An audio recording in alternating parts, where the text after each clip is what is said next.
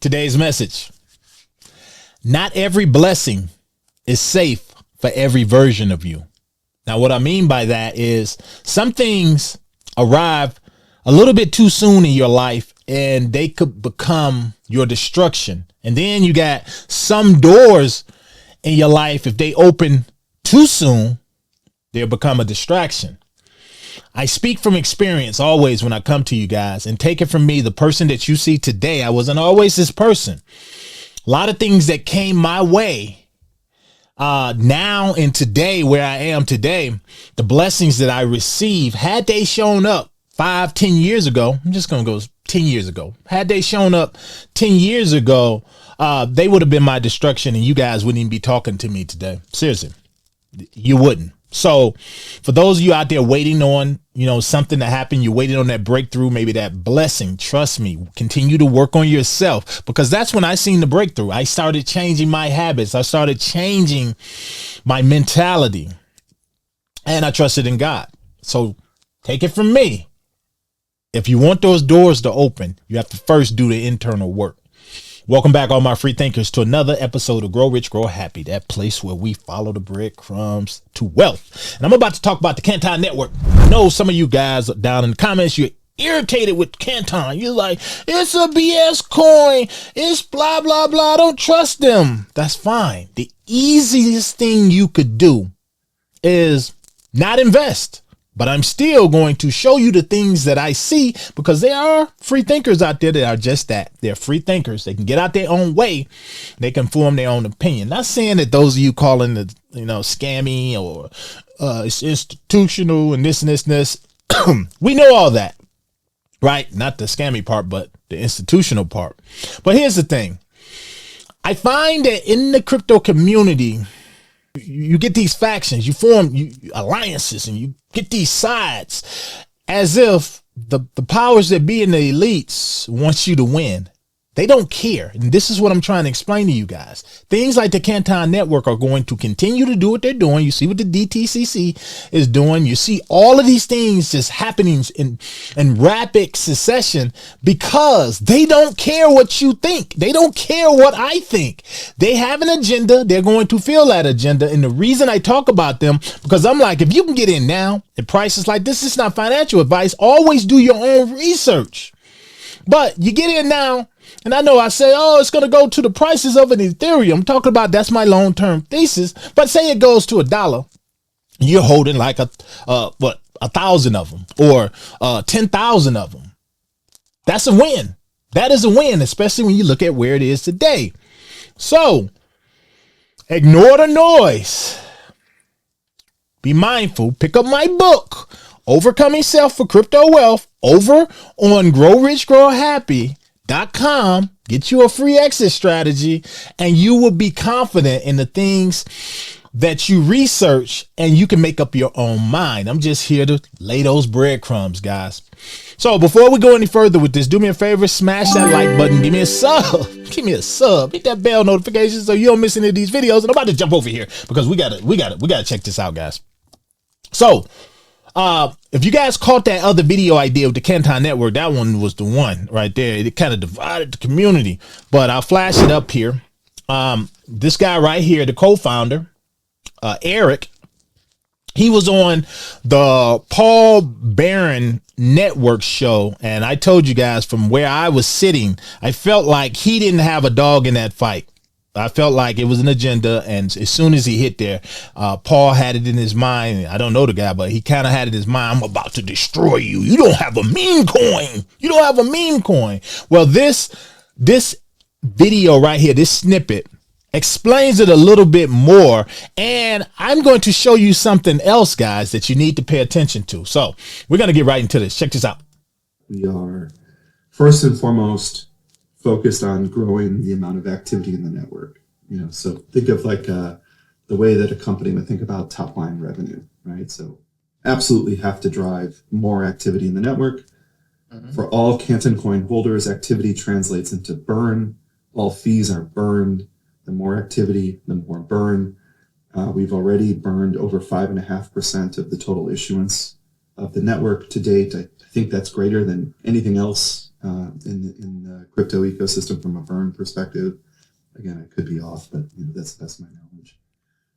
So the number one priority is just to drive as much activity into the ecosystem as we can. But just like any other, company in the world, again, Canton's a network, not a company, but in this analogy, the quality of that revenue matters a lot. Mm-hmm. And for a company, they might think about margin, but we think about the durability of. We're going to stop it right there. Now, I want to stop it there because here's where it's at, guys. The durability. What he means is the durability of those funds. When you think of something that's durable, and he's going to say it right here next when he's talking about payroll, that's durable. That's something that's going to continue. That's going to continue to move. And it happens. This is the problem with people. They look at that and they say, well, it's not moving fast enough or something like that. They don't understand that a company like this or a network like this, they're tied to real world needs, tokenized assets. That happens consistently. When you think about meme coins, things like that, they spike and then they go down. They disappear just as fast as they spike, which is why they don't want anything to do with meme coins, because what they are building is a trusted, at least trusted amongst banks and institutional holders and people who want to interact with their network because of the privacy aspect. So I think that's what people get it confused. And I really feel like somebody like Paul Barron, who has the network that he has and is at the height of where he's at, he dude has over like 1 million or 2 million people. You would think he would know that, which why I believe he does know that. And I believe it might have been an underlying agenda there. And maybe sometimes I believe some of it is just to get the public to bat an eye and just keep moving. Just keep moving and say, yeah, it's a BS coin because they don't have a meme coin, when that's just a lack of education. And again, you don't like it, don't get into it. But I'm going to continue now. Of that activity. So to kind of give you two ends of the extreme, meme coin trading obviously was massive, but then also disappeared. NFTs was massive for a period, but also disappeared. It's not clear that those things are durable, long-term, reliable activity. They're not. They are not durable long-term. Don't believe me? Look at those apes. Look at those crypto apes that they had, that Justin Bieber and all these other people, these celebrities were getting in. I'm buying me a ape for $700,000. Now they're barely worth anything. Same with the meme coins, barely worth anything. Continue. Activities. And it's not clear that the market should give a good multiple to those types of fees. Now, on the flip side, things that never miss, payroll never misses. Like, we could have more or less companies based on the state of the economy. We could have more or less people based on the state of the economy. Damn, I heard Zebik up in there. Payroll. It continues. But payroll doesn't miss. That happens all the time. Bank financing and repo. That happens every single day and arguably should start happening around the clock, 24/7. Just like everything in the stocks, all of it is happening. It's going to happen around the clock. Guys, not to get political, but if you watch what's going on right now in the world, you see a transformation of the entire financial system. Everything is being torn down so it can be built back up. And I think the biggest disconnect is you have a large majority of these OGs in crypto, and I would think they'd be a little bit better. Maybe it's just the newbies, or maybe it's just bots and people trying to keep people out. But I believe they're trying to make people believe that all of the old way of how we interacted with crypto and how we made money in crypto is going to happen again. It's going to stay like that. And it is not. I'm just trying to help you guys see this new future and this new opportunity. Man. You have stuff that is reliably happening constantly. The quantum of it can ebb and flow a little bit in notionals, but the amount of activity is constant. So our focus is making as much durable activity in the network happen as possible. And so that the quality of what's going on in the ecosystem is extremely high. Now, I personally think that a lot of the DeFi stuff is not the highest quality from this durable perspective, because DeFi is still quite experimental. Even things that are doing great, like Aave, I still consider to be fairly experimental. I mean, obviously, the numbers are incredible. I'm not taking anything away from them, but I don't yet know that that is going to be the preferred way that people get yield on their savings accounts. So, it's a long-winded way of saying that, like, I think that we will get periods of time where DeFi activity dwarfs TradFi activity. And I think there will be periods of time where TradFi activity dwarfs DeFi activity. But our job is to kind of merge those two worlds together so that, it's not so binary. Okay, guys, now I want to jump over here because I'm about to show you something else. Now, here's the thing. Everything he just said, I understand. And I understand that some of the people that hear information, they just don't like what they're hearing. They don't like it. But I always explain to people I know, I even tell my kids this, just because you don't like something doesn't mean it's false or it's not true. Do your research. But I'm trying to tell you, he's warning you. He's telling all of you guys, this is where things are going. It's not going to be the same crypto market that many of you made tons of money on. All of that is going away. And I think people just don't want to hear it. They don't want to hear the truth. And that's, goes back into my whole thing with working on yourself. Don't deny your habits. Don't deny the things that you should change, because only thing you're going to do is delay your blessing. All right. So I want to jump over here because I saw this. This is recent as well. It says Redstone pioneers institutional grade RWA oracles on the Canton Network. So Redstone, they're an oracle and they're plugging into the Canton Network and they're getting it started right now.